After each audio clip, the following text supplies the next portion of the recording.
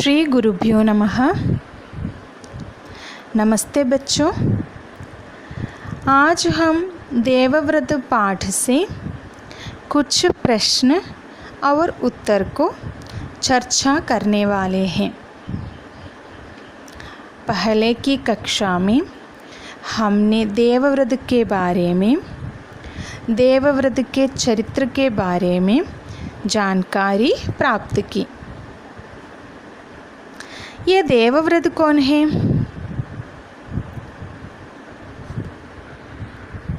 देवव्रत यानी भीष्म पितामह। शांतनु हस्तिनापुर के राजा थे। उन्होंने गंगा नाम की युवती के रूप सौंदर्य पर मुक्त होकर उसके समक्ष विवाह का प्रस्ताव रखा।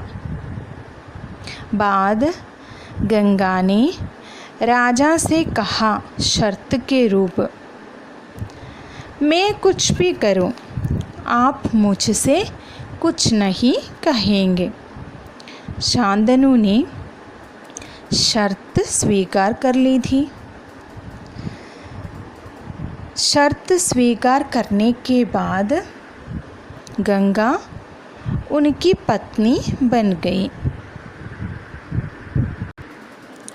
गंगा से राजा के साथ पुत्र पैदा हुए, किंतु गंगा ने उन बच्चों को पैदा होते ही बहती हुई नदी में बहा दिया। पुत्र को नदी की धारा में फेंकने के बाद गंगा हंसती मुस्कुराती राजा शांतनु के महल में आ जाती थी।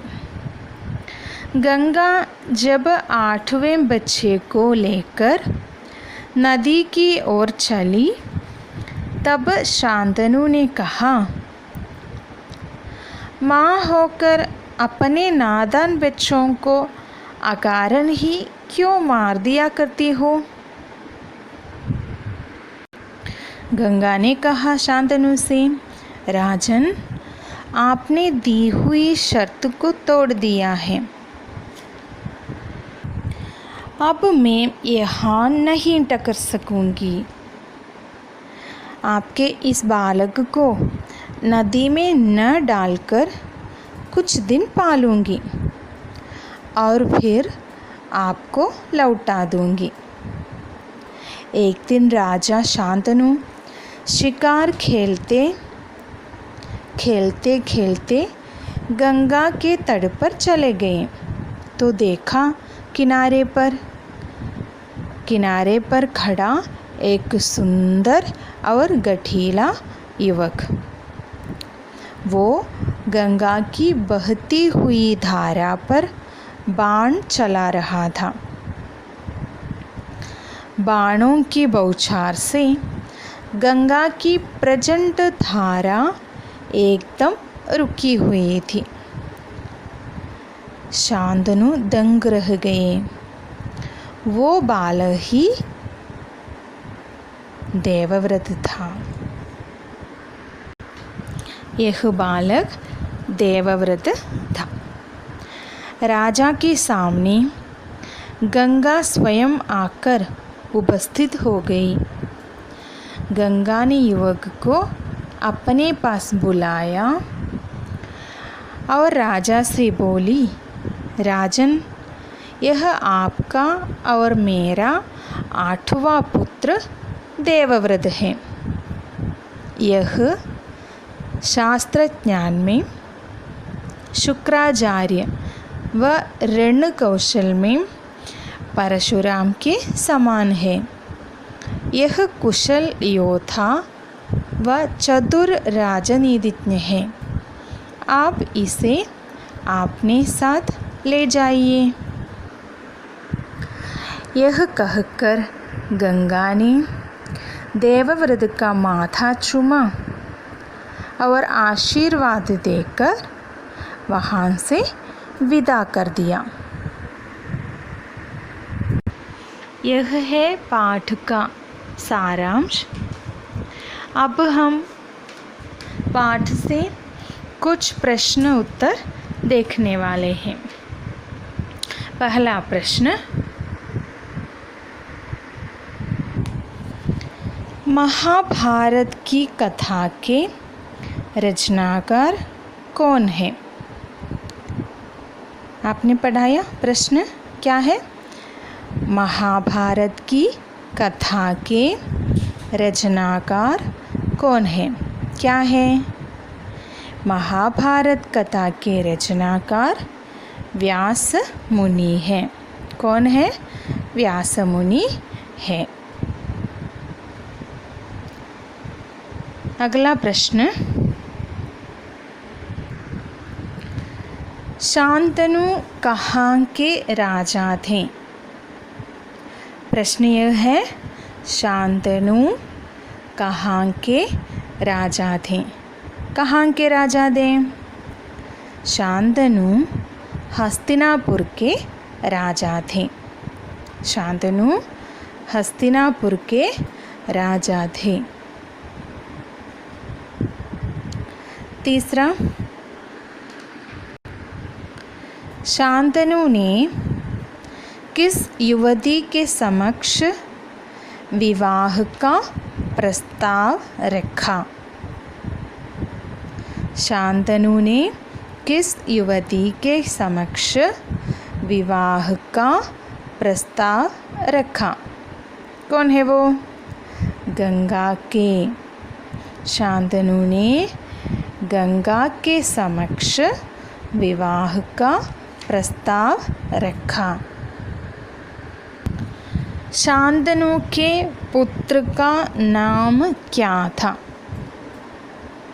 शांतनु के पुत्र का नाम देवव्रत था। शांतनु के पुत्र का नाम क्या था? देवव्रत था। गंगा ने कितने पुत्रों को नदी में फेंका? कितने पुत्रों को? 7 पुत्रों को नदी में फेंका। गंगा ने 7 पुत्रों को नदी में फेंका। पुत्र को नदी के धारा में फेंकने के बाद गंगा कहाँ जाती थी? प्रश्न यह है, पुत्र को नदी के धारा में फेंकने के बाद गंगा कहाँ जाती थी? पुत्र को नदी के धारा में फेंकने के बाद गंगा शांतनु के महल में जाती थी। कहाँ जाती थी वो? शांतनु के महल में जाती थी। देवव्रत किसके पुत्र थे? शांतनु के पुत्र थे। देवव्रत शांतनु के पुत्र थे। किसने राजा शांतनु को अपने सौंदर्य और नव यौवन से मोह लिया? प्रश्न यह है, किसने राजा शांतनु को अपने सौंदर्य और नव यौवन से मोह लिया? किसने? गंगा ने। गंगा ने राजा शांतनु को अपने सौंदर्य और नव यौवन से मोह लिया। पैदा होते ही गंगा अपने पुत्रों से साथ क्या किया करती थी? पैदा होते ही गंगा अपने पुत्रों को नदी की बहती हुई धारा में फेंक दिया करती थी। अपने बच्चों से यानी पुत्रों से साथ क्या किया करती थी वो? नदी की बहती हुई धारा में फेंक दिया करती थी। गंगा को पुत्रों को नदी में फेंकता देखकर भी राजा शांतनु कुछ क्यों नहीं कर पाते थे। राजा शांतनु ने गंगा को वचन दिया यानी प्रॉमिस दिया था, जिसके कारण हम कुछ देखकर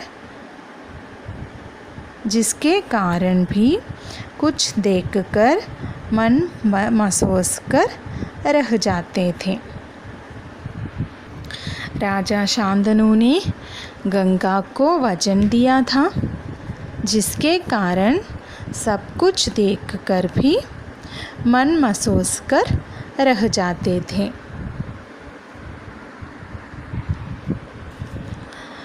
गंगा राजा शांतनु को छोड़कर वापस क्यों चली गई?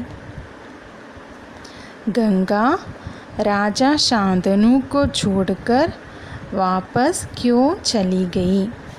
उत्तर: राजा शांतनु ने गंगा को अपने 8वें बच्चे को फेंकने से रोककर अपना वचन तोड़ दिया था, इसलिए गंगा उन्हें छोड़कर वापस चली गई। राजा शांतनु ने गंगा को अपने 8वें बच्चे को फेंकने से रोककर अपना वचन तोड़ दिया था, इसलिए गंगा उन्हें छोड़कर वापस चली गई।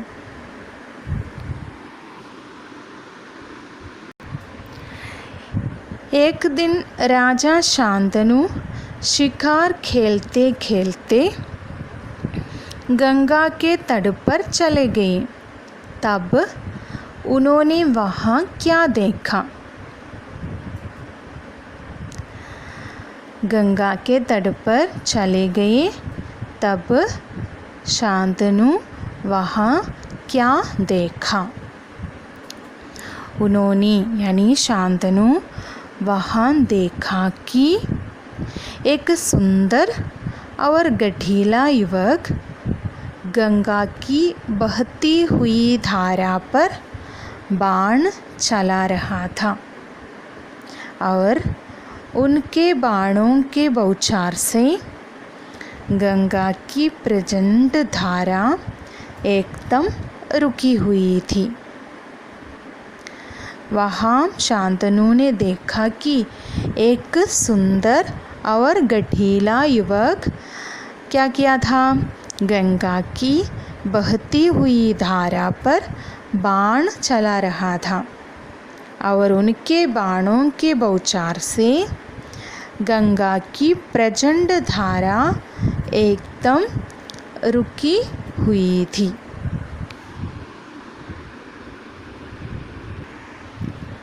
अगला प्रश्न, भीष्म पितामह कौन थे? गंगा और राजा शांतनु के 8वें पुत्र देवव्रत थे, जो आगे चलकर भीष्म पितामह के नाम से विख्यात हुआ। गंगा और राजा शांतनु के 8वें पुत्र देवव्रत थे, जो आगे चलकर भीष्म पितामह के नाम से विख्यात हुए। देवव्रत के गुण क्या क्या था? यानी देवव्रत के गुणों का उल्लेख कीजिए। देवव्रत ने शिक्षा महर्षि वशिष्ठ से ली थी। शास्त्र ज्ञान में शुक्राचार्य और रण कौशल में परशुराम ही उनका मुकाबला कर सकते थे। यह जितने कुशल योद्धा थे उतने ही चतुर राजनीतिज्ञ थे। देवव्रत ने शिक्षा महर्षि वशिष्ठ से ली थी। शास्त्रज्ञान में शुक्राचार्य और रण कौशल में परशुराम ही उनका मुकाबला कर सकते थे। यह जितने कुशल योद्धा थे उतने ही चतुर राजनीतिज्ञ थे। धन्यवाद।